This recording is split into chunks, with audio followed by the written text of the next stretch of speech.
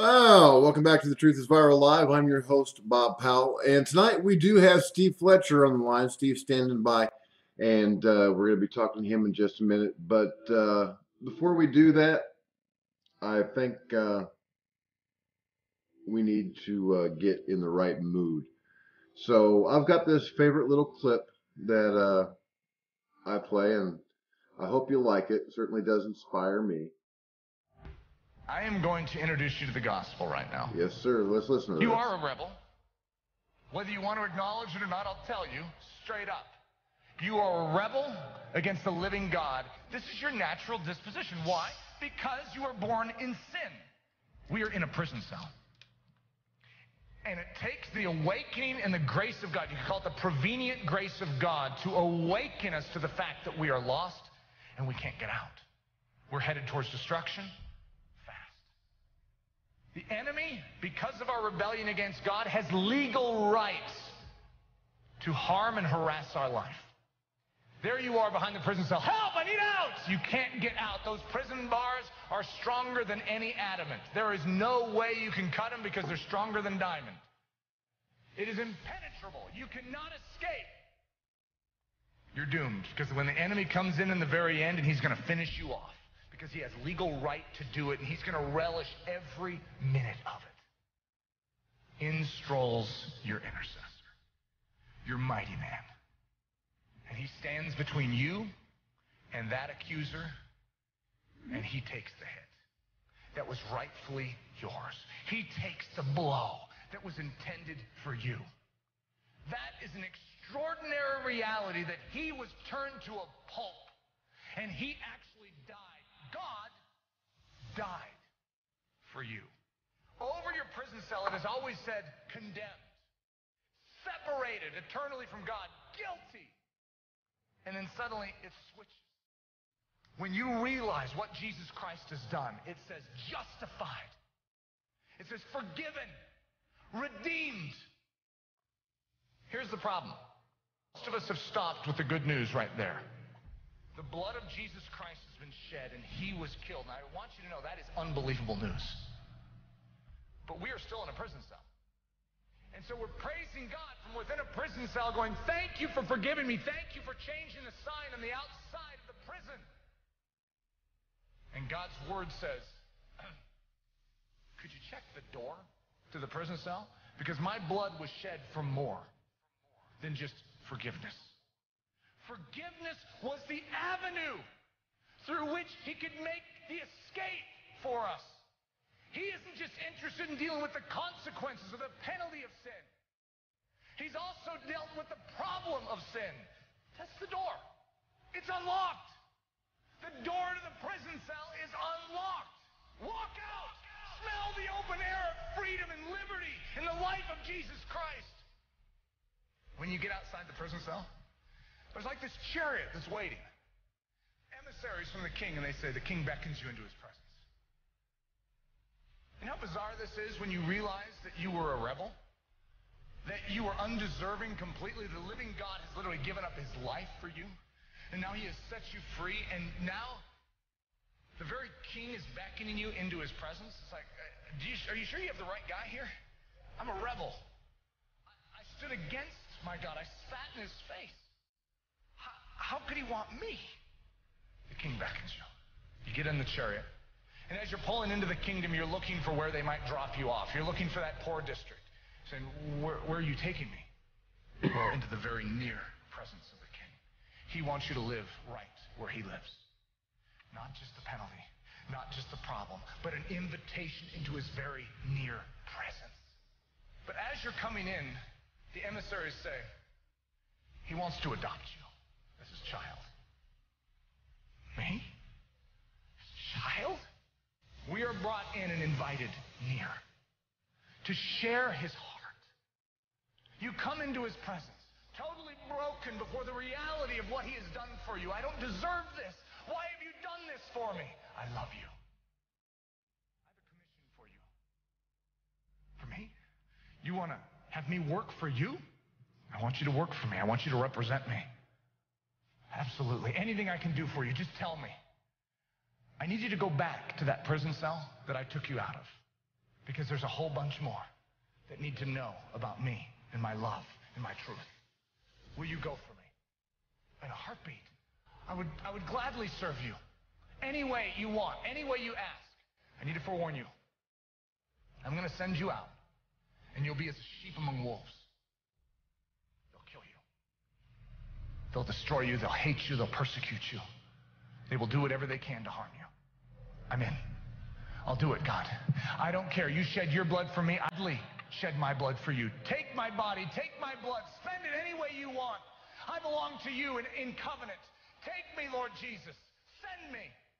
The commission, not just the penalty, not just the problem, not just the invitation into his very near presence, not just the adoption as a son and a daughter of the King of Kings, but we are commissioned to represent him. And I want you to realize that is a privilege beyond all other privileges, to bear the very name, the very image, the very reputation of God Almighty. And he says, I ask you to go. Go and make disciples of all men. Go and be unashamed of my gospel and preach it. Go, rescue the lost in the power of my name. For is not the lamb that was slain worthy to receive the reward of his suffering? I'll go. And as you're beginning to head out with his blessing, he says, hold it. Wait, there's one more thing. Not just the penalty, not just the problem, not just the invitation to his very near presence, not just the adoption as the son or a daughter of the king, and not just the commission. This is the capstone. If you think that is all good, you could wrap that all up into one ball and it still falls short of the final one. Because this final one is so condescending on the part of our king. It is so bewildering. It is so extraordinary, so amazing. And this is the truth that turns the world upside down. Before you go, what I'm sending you out to do is impossible. I know. And if you do it in your own strength, you'll fail. I don't care. I'm willing to do whatever you ask of me. And if you want me to go in there and just die, I'm willing. I'm sending you out to be a victor. My children will not lose. Would you give me your body? And I will come in and make it my home. And I will take those hands of yours and make them my hands. I will take those feet of yours and make them my feet. I will take that mouth of yours and it will speak my words. I will take those eyes of yours and they can now see what I need you to be seen in this world. And I will take your heart of stone and make it a heart of flesh so that it will beat with my burdens and you will care for the very things that I care about. And your prayers will become my prayers. And your life and your attitude and your behavior every minute of every day will be the very behavior of God. Will you allow me to overtake your life? Because then we go into this world as little lambs with the faces of lions. Because the living God Almighty, the consuming, almighty, sovereign God dwells within his children. And as we stand and the wolf pack surrounds us, we stand in the authority in the name of Jesus, and we will not back down. Because we do not head off to war to lose. We head off to war to win. Our God mocks all the powers of earth and hell through fluffy little lambs. Because his lambs beat the wolf packs. That's the gospel. The gospel trounces upon all the powers of earth and hell and demonstrates to the universe the manifold wisdom of God, that he is in control. And even though we look weak, and even though physically and naturally we are weak, spiritually, greater is he that is in us than he that is in this world. That is good news. And it is a lot better than what's being dealt out today in the church. We need to rise up, proclaim the gospel, and say, I'm unashamed of it. Dear Lord Jesus, take what is rightfully yours. Don't just send us with yourself firmly planted within our souls. We cannot do your work. We cannot bring you glory, even though we're willing to do it without you. Please, if you want to come with us, why in the world would we ever try on our own? You don't have to go on your own. You don't have to pull off the impossible on your own. You don't have to fail any longer. Your God is ready to do it in and through you. You can't do it. You can't muster up the discipline. You can't muster up the intellect. You can't muster up the strength. You can't muster up the perseverance and the fortitude? He can. You can't love the lost. You can't love those that spit upon your face. He can. Don't pray that God would teach you how to love like he loves. Pray that he would fill you with himself and he would love in and through you. Don't pray that he would teach you to have joy. Pray that the living God full of joy would enter into you. Don't pray that he would teach you how to be peaceful. Ask for the God of peace, the Prince of Peace, to infill you. Because if you try and imitate in your own strength, you will be a miserable replica. But if you allow the impartation of Jesus Christ take you, suddenly it all works. Because it's him imitating himself. And he's very good at being God.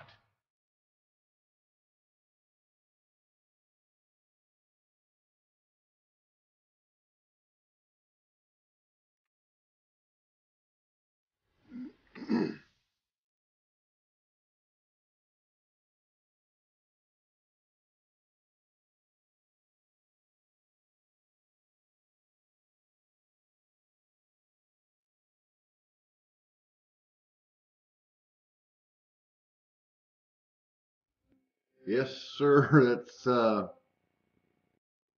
very inspiring. I use that all the time. And the reason is because I'm no preacher. I'm really not. My mom's got to be awfully proud of me, though. 30 years ago, on a Friday night at 11 o'clock, I'd have 500 people on my dance floor, and they'd be boogieing and having a good old time. I've kind of grown out of that just a little bit. Well, not completely. I still DJ weddings and whatnot every now and then, but there's a big difference between shaking your big booty ghetto or big ghetto booty and doing the chicken dance. So anyway, tonight's show, we've got Steve Fletcher with us. I'll be calling him in just a second. Steve is a new addition at the P.P. Simmons Ministry, and he's got some really interesting theories that I think we should take a look at. So why don't we find our Skype little deal here and give Steve a call. Boop, boop, boop, boop, boop.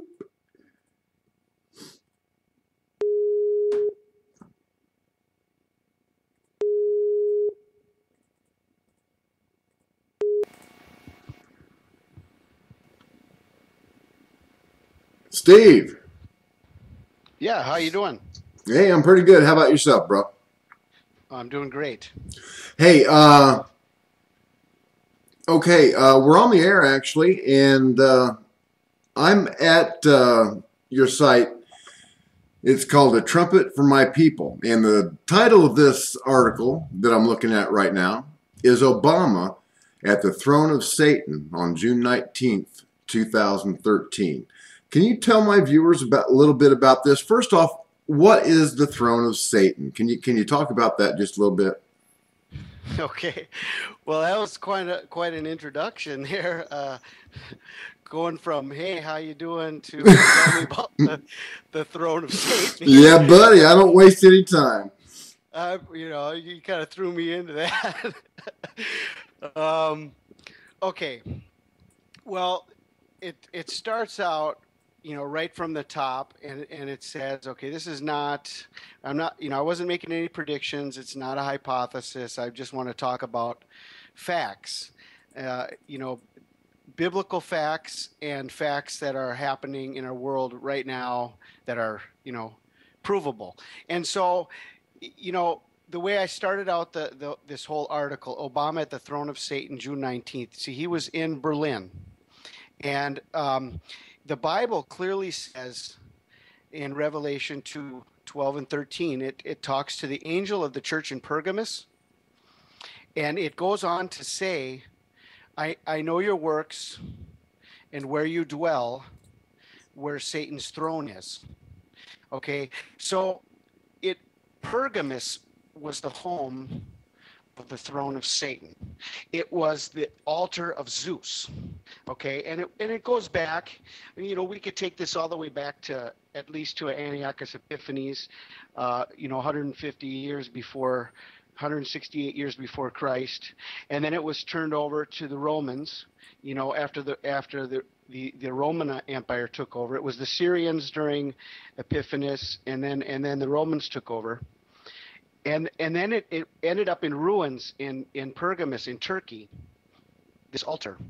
Okay, so this is an actual altar, and that's what Pergamus was known for. It was known for this shrine, this altar of Zeus, and that was the home.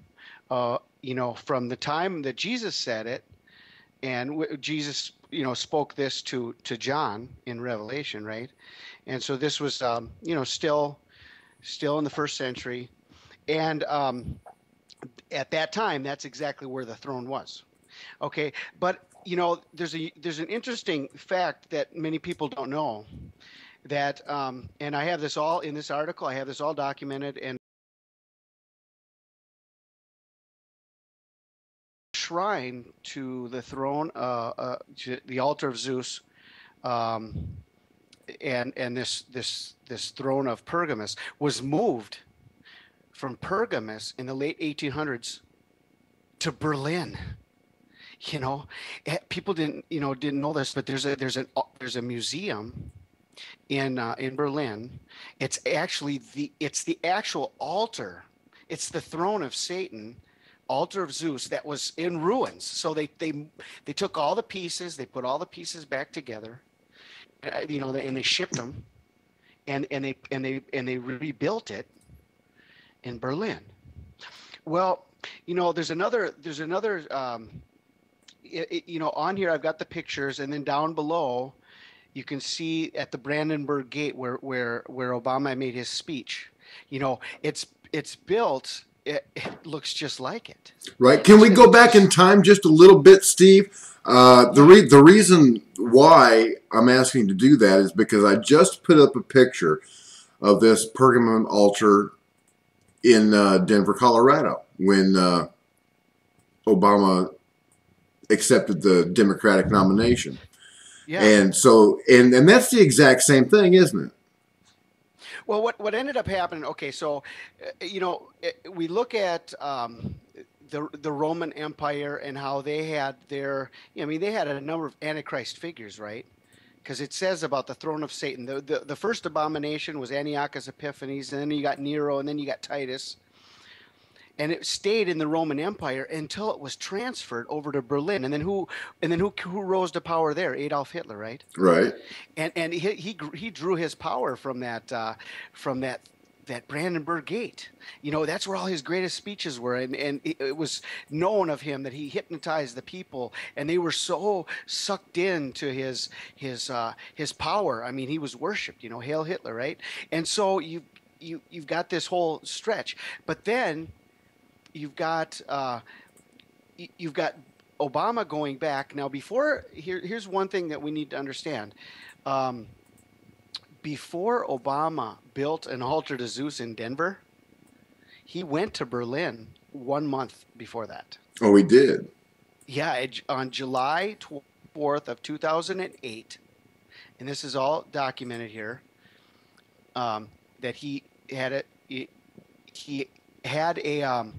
a campaign stop in Berlin. Now, do you guys remember that? Hey, is that happened? Is that the same one where they were just recently comparing it? On this last visit, Obama had to invite 6,000 people, and the last time he went to Berlin, there were like 600,000 that were just mobbing him. Yeah, 200,000 the last time, and so he was an idol figure, and just loved everywhere, right? Nobody knew anything about him, and so everybody loved him. The first Black American president, wow! And so, well, anyway, but it's kind of an interesting chain of events that before he went to Denver, he went to Berlin. So I don't know if there's a spiritual, mystical reason that he had to go to Berlin first. But then 1 month later, 24 days later, it was the 28th of August. So it was, he went to Denver, had his acceptance speech of the nomination for president at Mile High Stadium in Denver. And he had the altar of Satan as his stage. That is an altar of Satan. That is the Zeus altar right there. And see, if you compare the two pictures, right where the altar of Zeus is, that's where he put his podium, right there on the altar. So it's this throne of Satan is right where he stood. And that's the big famous speech. Right there was where the big famous speech came out, and this is all documented. Yes, we can. Yes, we can. Yes, we can. And if you play that backwards, thank you, Satan. Yeah, I've seen that. Satan. That was the throne of Satan right there where he did that, and he drew and sucked all these people in, and he drew his power from that. Well, okay, so now we go through time, and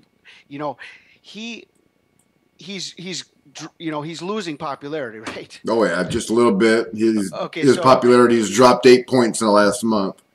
So I mean, if we're talking about people thinking that Obama can't be the okay, number one, we're going to talk about the abomination that has occurred, right? That I have documented, and we have to talk to people, and we have to walk them through how that could possibly be, because people are not expecting that.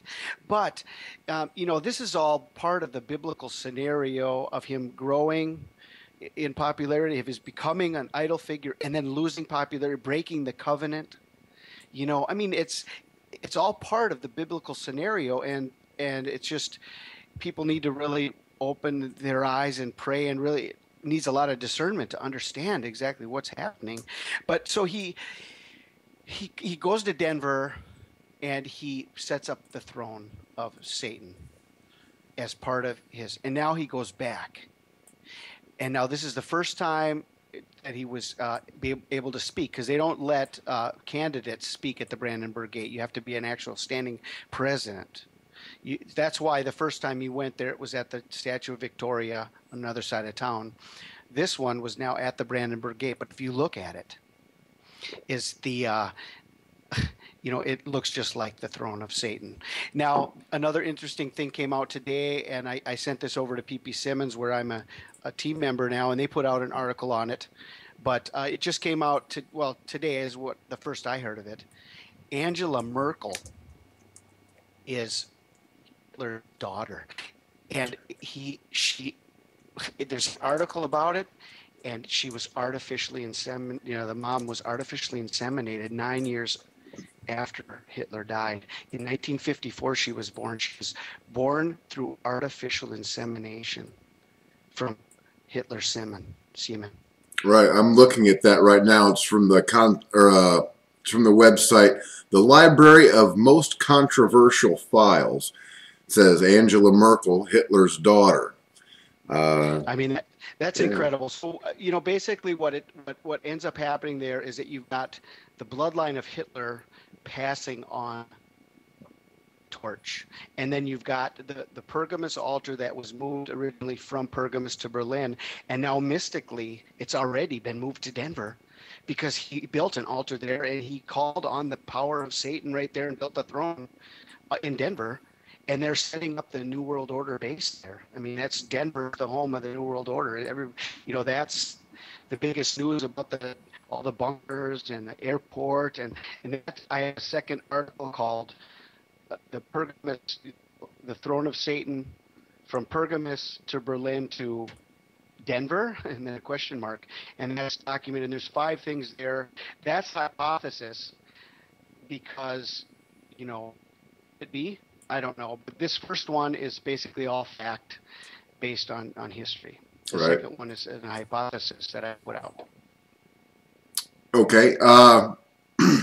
Now, there was something that was interesting about the dates of Angela Merkel's birth, and the date that there's some. I remember reading this article very quickly earlier, and something equaled 666 through 666. You know what that is? I don't. No, I didn't dig more into that. I didn't really have time today. I just sent an article over to P.P. Simmons. They actually put something on their blog about it, but I didn't dig into the numbers on it. Okay. It's just really interesting to me how all of this stuff, well, I shouldn't say all of it, but how a lot of it is, you can relate it to the study of numbers, numerology. Is numerology a really big thing for the Satanists, and if so, why? Well, everything that I've documented came out of came from the actual date of the abomination that I documented Uh-huh. was something that really tied in with numbers. I mean, ever since you've got all the 9/11 stuff, and then you've got 3/22 is the big skull and bones date. Well, that was the actual date of the abomination, was the March 22nd. And then you've got 666. And then before May 1st, I actually documented if World War III would start on May 1st. I documented it a few days early, and it was all tied into the number 237 because May 1st was the anniversary of the Illuminati, and they were born May 1st, 1776, and this year was 237, anniversary number 237. Now 237 is a huge number. They've got movies. I mean, they just put out a movie called Room 237, and they got all it goes back to The Shining. There's all kinds of movies. I've got that documented too on but anyway, Obama on May 1st in his speech came out and said year number 237 or something like that. I've got it documented on that. He came right out and said the number. And so it ties in. I mean, the Illuminati is front and center. It's the New World Order. It's all in code. And all the stuff that he said in Berlin in the speech was all coded. Everything that they don't have is what they said they do have, and everything they do have is what they said they don't have. Like they do have barbed wires and tanks. He said, no, there's no tanks, there's no barbed wires. All the FEMA camps are all ready to go. So it's all coded. They know exactly what they're doing. And Obama came off as kind of people are saying that he really botched that speech in Berlin. Well, no, that's all playing into the hands of people just to make people think he's so stupid. He could not be the guy. Well, they know what they're doing. Obama's a smart guy. Yeah. Okay, Steve, I'm looking at your website again, Trumpet for My People, and I'm on Rethinking the Abomination of Desolation. Now, a while back, you said that when Obama had gone to Bethlehem and stood in the place where Christ was born, that was the abomination of desolation. Now, in my religious upbringing, and I have to admit that I am not a biblical scholar, but in my religious upbringing, I always was taught that the abomination of desolation would be when the Antichrist stood in the rebuilt Jewish temple, because it also says in that verse that when he does that, then the daily sacrifice would be taken away. And that's what really bothered me about your initial interpretation of the abomination of desolation, because obviously the Israelis don't have the daily sacrifice yet, or again. So how can it be taken away? Okay, now there's a number of things that we have to look at. I know that people don't understand how they could reinstate the sacrifices since there is no temple, but carefully looking at this, and this is documented in the abomination document, the abomination of desolation fulfilled.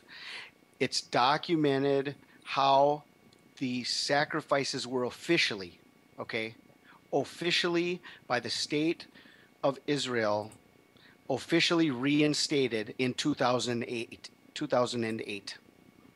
They don't have a temple, but they set up a place close to the Temple Mount, and they would do the Passover sacrifices, and they've been doing those since 2008.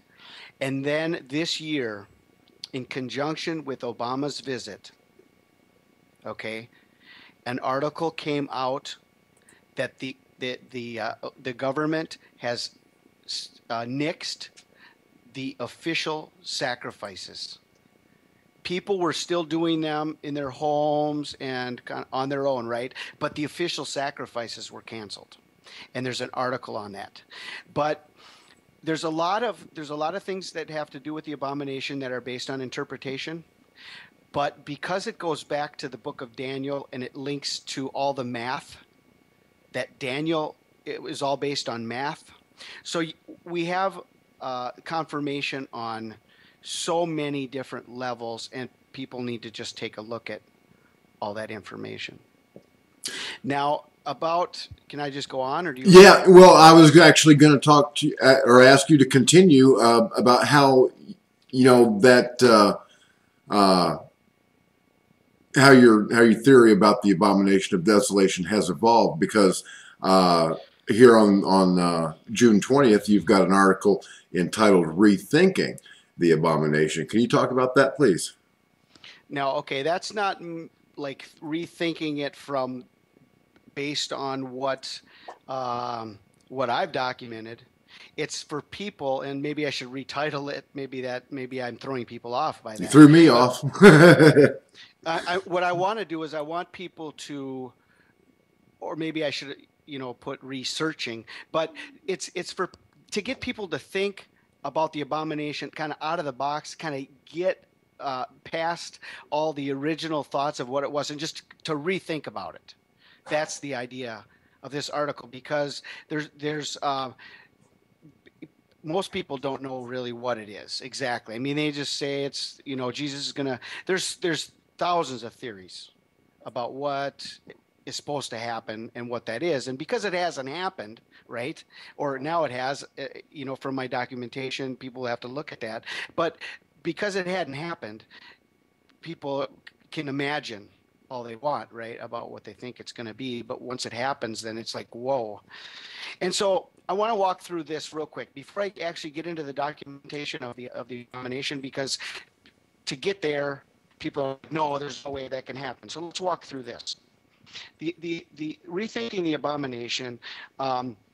First and foremost, let's just start right at the Bible, Matthew 24:15, and this is very clear about what we can look for and what to expect.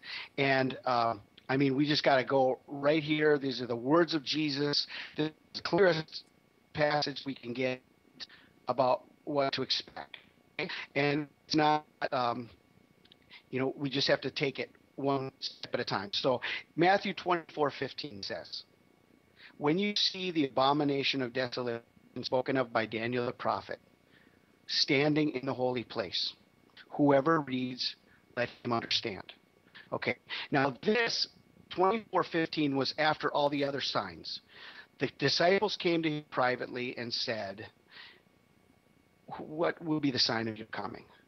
When will be the end of the age?" So he takes them through the beginning of sorrows. He takes them through the wars and the rumors of wars. And then he says, the gospel will be preached into the end of the world, and the end will come. And then he says, when you see the abomination of death. Okay, so this is the last sign before the great tribulation begins. It says, Matthew 24:21, then there will be great tribulation. So it goes right into it. He took them all the signs, the gospel will be preached, and then when you see the abomination, there will be great tribulation. It goes right into it. So when he says, therefore, when you see the abomination, who is you? Okay, who's he talking to? We have to understand that, because people think that we're not going to see it. People think that, he's talking to the Jews. Okay, the disciples came to him privately on the Mount of Olives. Go back to verse 3. And they were saying, when is the sign of your coming? And Jesus was clearly talking to them. This was his inner core. This would come as his church, his followers. This was not a public discourse, okay? It was a private conversation. And he said to them, he said to his disciples, when you see, okay? He was not talking to the Jews, because the disciples, although they were Jews, they were becoming followers of Christ, Christians, and those disciples became the church. Okay. The Jews right now, even then in the time of Jesus, they were not as a religious body and as a nation, they rejected Christ, and they still do. So Jesus was not talking to the Jews because they're not looking for anything that Jesus would say. They don't, he's not the Messiah according to them yet, and they don't. Matthew is not part of their religion. Okay, so when you see, he's talking to the disciples, and then it says when you see, okay, and this is something we really need to grab onto. When you see the abomination. Okay, Jesus is talking to his church, his followers, and he said to us, right? We're his church. He said to us, when you see the abomination. Now, if he told the church that they would see the abomination, shouldn't we expect to see it? But there's so many people that say, no, the abomination will not happen in my lifetime. No, the rapture happens before. That can't happen. There's no temple, right?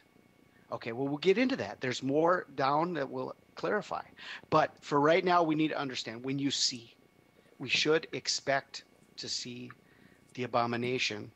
And that confirms 2 Thessalonians 2, where it says, the day of the Lord will not come until the lawless one is revealed. Okay? That is a direct confirmation to that. Now, number 3, this is very important. Number 3 is so important, and everybody gets lost here. I'll just say this right off the bat. The whole world is lost on this. I mean, very few people can see it. And it's not about me. God gave me a revelation, and there's a long process that took place for me to get this. And I didn't look for it. I did not look for this. God revealed this. But it says, when you see the abomination of desolation spoken of by Daniel the prophet. Spoken of by who? Daniel the prophet. Okay.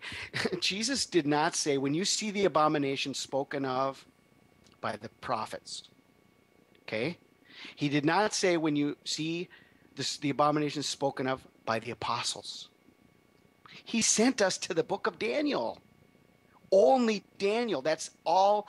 Everything we need to know about the abomination is in Daniel. It's only in Daniel. And the biggest error people can make is to try to think that Paul or Jeremiah or Ezekiel or even John would show us this event. Jesus sent us to Daniel. Okay. New Testament. Well, yeah. Well, let me ask you a question. When he singles out Daniel the prophet, did other prophets in the Old Testament speak of an abomination of desolation? No, only No, Daniel. just Daniel. Okay, so then he was he meant to say, this is the one you need to pay attention to, right? Okay, yeah. So the word abomination, if people go out and they talk about Paul, right? They look at Paul and they look at the characteristics of the Antichrist, and they confuse that with the biggest thing people confuse it with is when Paul says he's going to sit in the temple and declare himself to be God. That is not the abomination. Number one, the word abomination is only used 6 times in the New Testament in the King James Version, and 2 of those are directly talking to the abomination of desolation. Jesus gave both of those, and both times he sends us to Daniel. Paul did not use the word abomination nor desolation, not once in all of his writings. So anything that Paul's talking about is separate. He's not talking about the abomination of desolation. So that is a separate event that people think that just because, okay, with the abomination of desolation, now I'm going to lump all the details of the Antichrist, and that's all got to be fulfilled. No, there's still stuff that hasn't been fulfilled. There's still stuff that in the future has got to be fulfilled. There's a lot that's already been fulfilled, but we can't dump it all into the abomination and say that this hasn't happened, so he can't be. No, the abomination is an event. And then I went into the Old Testament, and the term abomination of desolation is only used 3 times in the Old Testament, and all 3 of them are in Daniel. There's no other place to look. Okay. So now number 4. These are all very important points. Standing in the holy place. Mark 13:14 also says, standing where it ought not. Okay. Now, people get this mixed up and they say, well, Paul is talking about the temple and he's going to sit on the altar, right? Jesus clearly said standing in the holy place. He didn't say sitting on the temple on the altar. He said standing in the holy place. Now, what is, okay, so it's not sitting, it's standing. All right, he stands in the holy place. Now, number 5, standing in the holy place. Now, Jesus said that the abomination would take place when when he stands in the holy place. Was the temple the holy place? Yes. Now, is that the only holy place that exists? No. Now, Jesus said standing in the holy place. He did not say standing in the holy place in the temple. And he didn't, it's a holy place when he stands in the holy place. Right. Maybe I'm getting ahead of you, but isn't the temple separated into a couple of different holy places? You've got the holy place and the holy of holies. Here's the thing. It's not abnormal for anybody to stand. The holy place is a place where people stand. That's a place of worship where the people go in and they do their, the priests go in and they do their activities. And then it's the most holy place. But even there, it's not wrong to stand. The priests don't go in and bow in there and get on their knees or whatever. They stand and they do all their offerings. They're over an altar. They're standing over an altar. So anyway, he didn't say the most holy place in the temple. He just said holy place. Okay. And now I've got a picture here, and if you look at the temple, the holy place is the common area. And so what would be the problem with standing in there? Everybody stands in there. That's not an abnormal situation at all. See, Jesus is not talking about the temple, and it's just that's where we have to realize that there's another holy place. There's another holy place, and that's why we have to understand our guidelines and our map that Jesus gave us. Daniel explains exactly what the holy place is. And Daniel does not mention temple. Okay, so you're thinking that the holy place is the Church of the Nativity, is that right? Well, that gets us into our next article. Yes. Now, if Jesus was talking about, now just this last question, right? Now, if Jesus was talking about the Holy of Holies or the most holy place, would not he have said exactly what he means, right? He just said the holy place. He did not say the Holy of Holies in the holy temple of God. He did not say the most holy, but he just said holy place. Now, then it says, let him who reads understand, and simply stated that just means you need to pay careful attention to what is happening and careful attention to what I'm saying. We can't just glance over it and think, oh, I know what. I just turned on my fan. If that affects the sound, let me know. Actually, it sounds fine. Okay, you can't hear it. Okay. Now, let's move into the next document. And we'll go into the Abomination of Desolation fulfilled. Okay. Now, I didn't know exactly what to look for or what to expect. But with everything else happening in the world and in our time frame, and also, I mean, if you want to read an experience that really helped me understand that God was leading me in a special way to be able to document these findings, with my family, I received a sign from the Lord in December. There were 20 witnesses to this sign. It's documented. It's a testimony.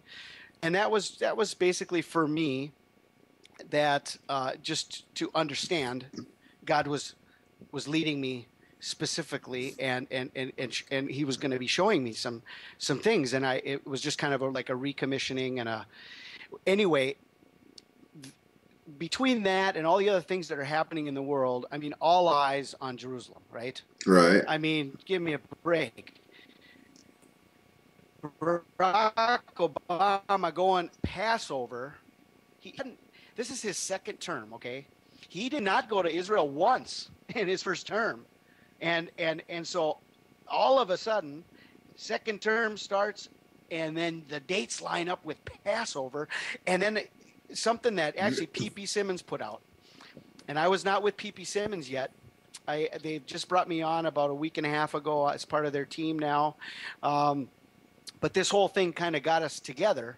But it was something that they put out, and it just got my, it got me going with just investigating more. But they said Obama is going to arrive in Israel the same day Jesus came into Jerusalem, on the 10 NISAN, and he's also coming in on a donkey with the Democratic Party symbol, right? So this whole thing, all eyes on Jerusalem, all eyes on Barack Obama, all eyes on every little detail. I did not know what to look for right off the bat.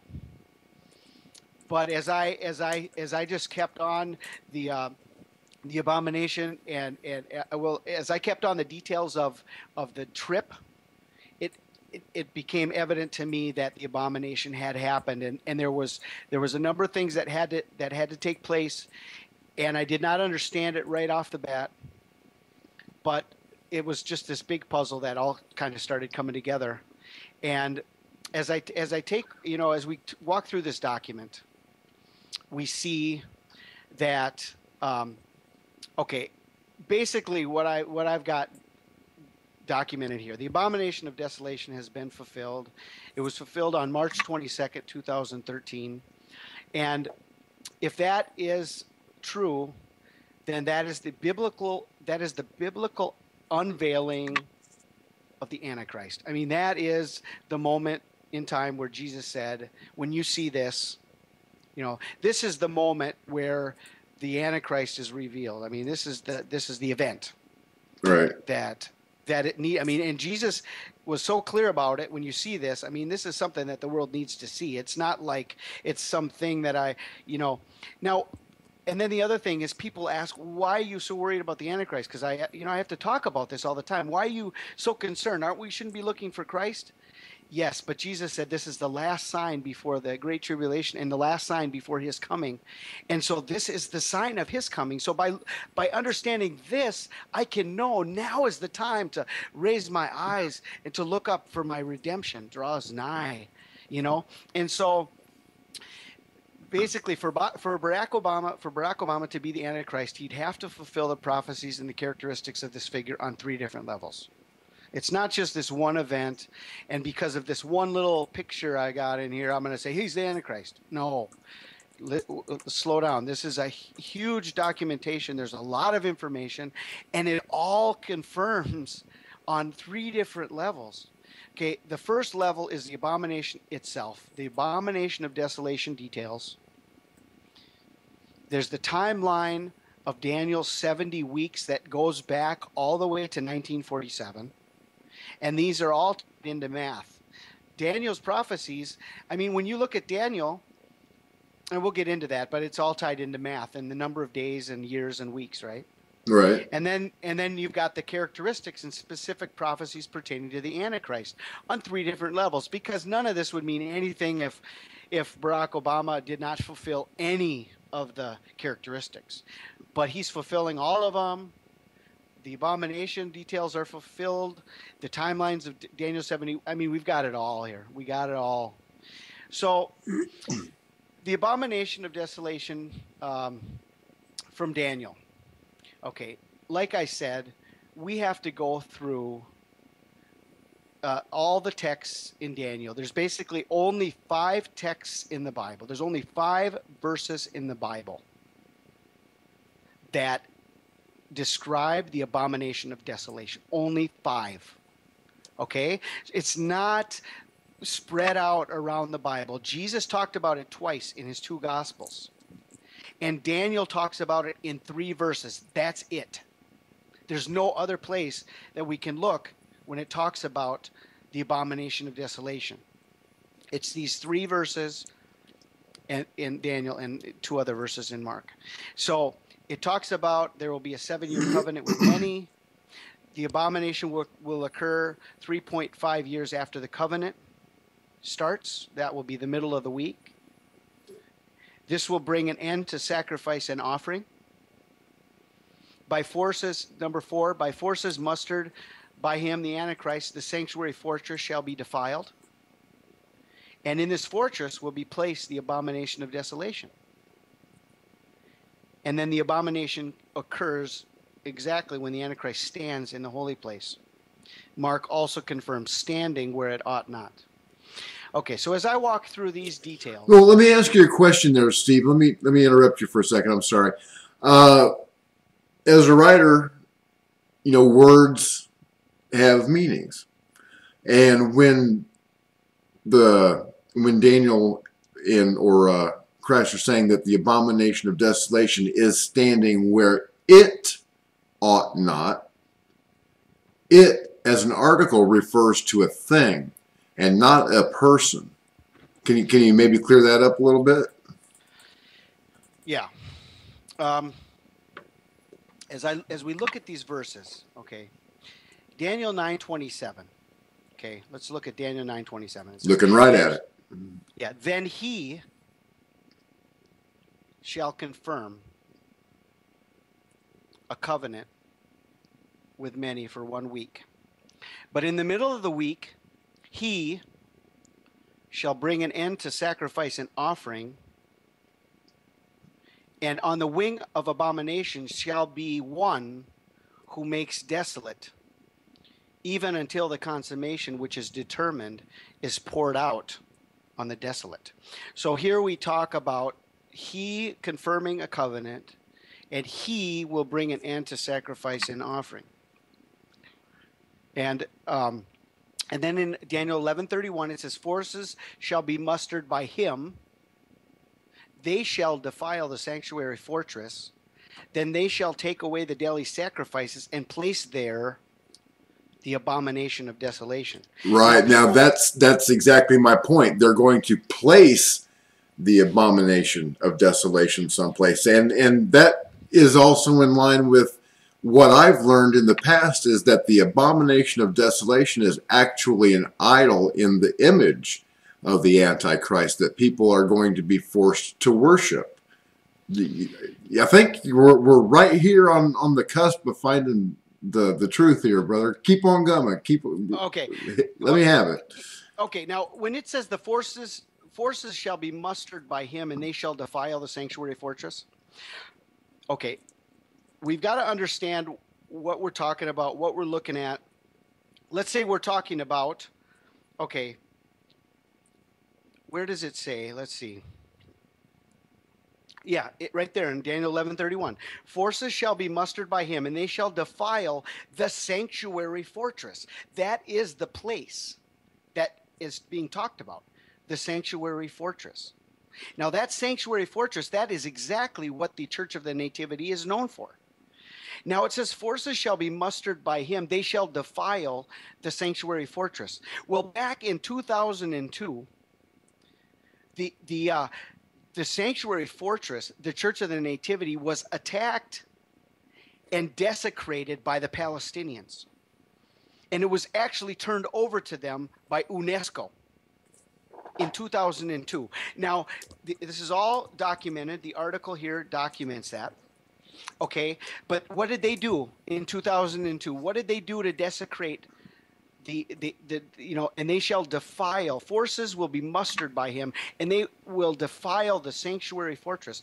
They used hymnals and Bibles as toilet paper in the Church of the Nativity. They went in and they desecrated the location, and then it ended up, and now it belongs to the Palestinians. This is no longer even Israel's. It was given over to the Palestinians in 2002. So now we have to realize, who did Obama go into the Church of the Nativity with? Do you remember that trip and who he was with? I actually had the pictures up here a little bit ago. Tell me. He was with President Abbas. Oh, yeah, that's right. Mahmoud Abbas. I remember that. See? Yeah. It belongs to them. They're the ones who desecrated it. Let me ask you a question, Steve. And he goes back in with them, and they place him there. I mean, this is, whether it's a, people think it's a thing, but they brought him in. They were the ones that desecrated it by force. And now he comes in with them, joins with them in their desecration, and goes into this holy place where no one, and that's later on, but that actual location where he stood is a place where nobody stands. What were you going to say? Oh, I remember. Why is it, do you think, that the Jews are so willing to let Muslims trample all over not only Christian holy places like the Church of the Nativity, but their own on the Temple Mount? I recall back in 1967, well, I wasn't there personally, but I've read about it. The Jews were on the verge of taking everything. They could have had the keys to the Temple Mount. Matter of fact, they had the keys to the gates of the Temple Mount in their hands, and they gave them right back to the Arabs that had been the caretakers of it ever since the Ottoman Empire. So what's the deal with that? Why in the world would they literally give the keys to their future to their enemies? I mean, all I can say is that the Israel that stands right now is not the Israel that, that was promised the promised land. I mean, there's so many things. I mean, the leaders of Israel since the time of their rebirth in 1947. I mean, they've all been part of the Zionist Illuminati New World Order. I mean, I don't see how Benjamin Netanyahu could do what he does, really trying to protect Israel and really looking out for Israel. I mean, you look at the reception that he gave Obama, okay? I mean, you know that when in September, when Netanyahu was in New York for the General Assembly, that was actually the same day. You know that it was actually the Day of Atonement, September 26, 2012. Ahmadinejad stands up in the United Nations, and he declares the coming 12th Imam Mahdi, and all the nations stood up and erupted in applause. Right. I mean, right there for me, that finalized the great apostasy. The world has accepted the Antichrist. And I think it was the same day that Obama stood up and said, we will not allow the name of Islam to be, or yeah, we will not allow the attackers of Islam to be victorious or something like that. I remember him. Yeah, I can't remember the exact Yeah, quote. he said that in his book, Audacity of Hope, too. He said that should the winds of change blow against the Muslims, that he would stand up on their behalf, too. So, yeah. So you look at the Netanyahu, right? And you look at the trip that he made to New York. You know that Obama did not even meet with him? Oh, no. He was busy getting his beauty sleep for David Letterman the next night. Yeah. Oh no, he went on The View because he said, "I'm eye candy for you. I came here because I'm eye candy for you." That's what he said on The View. And that was the same time he should have been having lunch with Netanyahu. He sent Hillary Clinton to have lunch with Netanyahu, and he went on The View.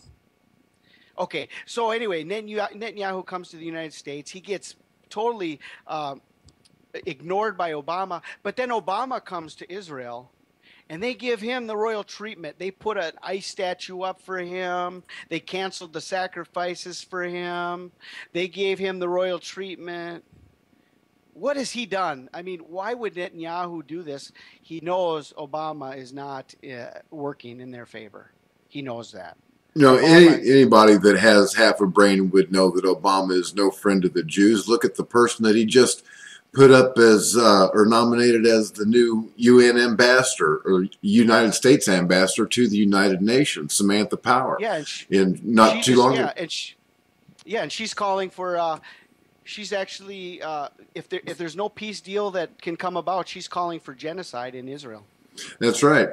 Matter of fact, I just put out a story about that the other day. Anybody wants to watch it can click this link right here. And so as we move on through the abomination, basically what ended up happening was he stood in the holy place, in the grotto, in the sanctuary fortress, just like Daniel explains it, and that's exactly what happened.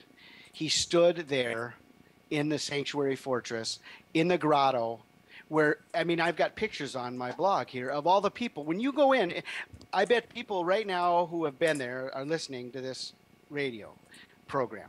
They're, you've been there, and that is a holy place. That is a holy place, and you don't stand in there. That is the birthplace of Jesus Christ, and people go in and they show respect. They bow down. Most people are crawling on their belly to show respect for Jesus Christ. Obama with his typical head up, looking up like he always does, right? He's always this proud guy with his head chin up. That's exactly what the picture we took. He is with his head up in this place where he's supposed to bow, but he did not bow. He stood in the holy place. Okay. Now, the other thing about the abomination is the covenant. Okay. Now, all right. Let's. Okay, we were on text number. We're gonna have to continue for a while. We were at text number 3, Daniel 12:11. All right. Well, let's move on, because a lot of this is based on interpretation. Okay. And people are going to have to look at it, and they're going to have to really pay attention and decide for themselves and really pray about it, because it's not what people expect. It's really not what people are looking for. But when we get into the math of it, when we move down and we look at the timelines of Daniel, right. I mean, there's really no way to get around it. It's just amazing. It's incredible. It was told, well, I won't say what I was going to say. I have to make sure. Anyway, somebody fell off their chair when they heard it. I can't say who. So, okay. Anyway, the abomination happened on March 22nd. We're going to go into section number 2, the timelines of Daniel. Okay, because what I found is that the date of the abomination was the key to open the timelines of Daniel. Now, Daniel, when he wrote the book, he asked, "When is this going to happen, Lord? What can I count on?" And God said, "Seal up the book. The book is sealed until the time of the end." And then Jesus said, "When you see the abomination according to Daniel." Okay, so that's a key there. Like I said, there's a long stretch of stuff that God did in me to bring me to this understanding. I did not look for this, and it wasn't about me looking for codes or playing with a calculator. God showed me what the answer was. And this is what I've documented, and I'm not telling people they have to believe this is it and you have to believe it. What I want to do, and what the Lord has called me to do, is to share what I've documented and let people take a serious look at it. But what ended up happening is that March 22nd was the key to open the timelines of Daniel. So the abomination happened on exactly the day of a false triumphal entry. It was 10 Nisan. It was the same exact day Jesus did the triumphal entry. Okay, so let me. The timelines of Daniel are something that we're going to have to spend a whole other hour on. We're running out of time, but I wanted to end this segment with a question, and that is, on March 22nd, 2013, was that the beginning of the tribulation, or is that the middle of the tribulation? Okay, I'll answer that and kind of wrap it up, or you can ask me one last question. But that led us to the timelines of Daniel, the 22nd of March. God opened the timeline to me and helped me to understand how it all fit into place. But it says, number 2, exactly 1,260 days from the Obama ceasefire, Okay, Steve, I'm sorry. You are breaking up really bad. Let's just wait just a second because it's done that a couple of times, but it always goes away. So, Okay. okay, Okay. you're sounding better now. Okay, go ahead back to number 2. Exactly 1,260 days from Obama's Peace Prize to the Abomination. Please continue. Okay. So we've got our starting date. Okay. Basically, what ends up happening, we have to realize Daniel's book is all about numbers, right? So we've got 1,200 days. It's 1,290 days. It's 3.5 years, 7 years, and time happens, and then there's 1,335 days. Okay, all that's really meaningless unless we have a place to start. Okay, it's a starting place. We have to have a date to start on to know where we're going to go to, how those days line up. I mean, where do we start? So that March 22nd, open that up. So basically, what's happening? You go to March 22nd and you subtract 1,260 days. That's exactly 3.5 years on the Jewish calendar, and it's the exact terminology that is used in the Bible, 1,260 days. And that is the number of days. It's not just the general 3.5 years. It's the number of days. So it takes us right back to where? It took us exactly from March 22nd, 2013, subtract 1,260 days, and it takes us exactly to October 9th, 2009, and that was the day Obama won the Nobel Peace Prize. Now, the Bible talks about a covenant with many. Now, people are still expecting that deal to happen. They're still waiting for a big deal, but they're expecting it to be with Israel. The Bible does not say it's going to be with Israel. It says it's a covenant with many. Okay? And do you think that this is the big deal that everybody knows, that when this deal happens, this covenant with many, that's the beginning of the reign of Antichrist, or it's the beginning of the 7 years, right? It's the beginning. It opened the final 7 years, the final week of Daniel. It's not like they're going to do this big deal and then they're going to play, trumpets all over and they're going to announce it across the world. The final 7 years of Daniel have started, right? It's all shrouded in deceit. So we needed this first date and to go back and to find out. Now, okay, Obama is in Israel. He's the guy. He's the figure, right? He's the guy we're looking at as the abomination. And then we go back 1,260 days, and it's Obama peace deal. I mean, there's nothing else that happened on that day. Just Google October 9, 2009. That's all you. Actually, there is something that happened on that day.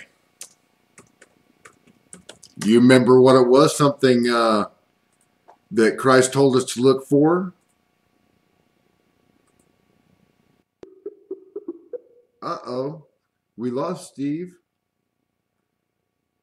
It's okay. When he gets back, I've got something for him.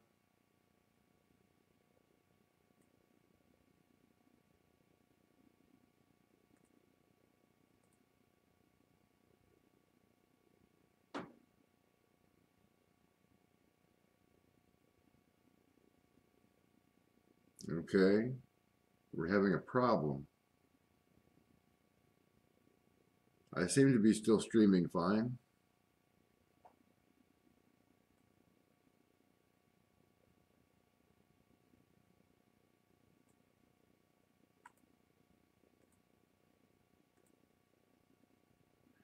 Okay, so let me show you what else happened on that date, the day that Obama got his Nobel Peace Prize.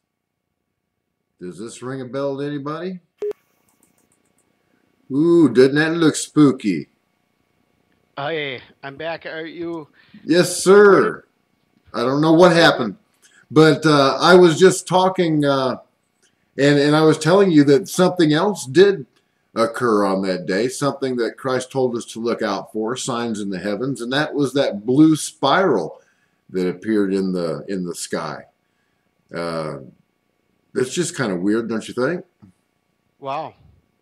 Yeah, I mean, Another confirmation. I don't know. That would be a separate. I mean, there's so many of those. We don't really know how to track those. Where were I? Where was I when we cut off? You were saying that Obama's the only thing that happened on that day was Obama getting the Nobel Peace Prize. Well, anyway, what we see is that, you know, the person in question is Obama on the day of the abomination. Going back 1260 days, we see the beginning of the covenant. And now here's the other confirmation, is that 3.5 years into it, they want the peace prize back. See, he's broken. He's betrayed the covenant. Really? Where? I have not heard that. You've got to tell me where I can find that. It's all documented. It's all documented. I can send you the links, and you can send it out to your people and connect it. Once we get this online, you can add that in as far as another confirmation. Yeah, they want their peace prize back because he's not. Here's the deal. Why can we say the Nobel Prize was the covenant with many? Because he did nothing to deserve it. It was not a prize for what he had done. Right? Right. He hadn't done anything. He even admitted, I didn't deserve this. He said that. Okay? Now, this was a promise of things to come. And he promised. Did you know that after he received the Nobel Peace Prize, he said that he could stop the rising of the seas? I wouldn't doubt it. He seems to be a little bit stuck on himself. I mean, that's all documented.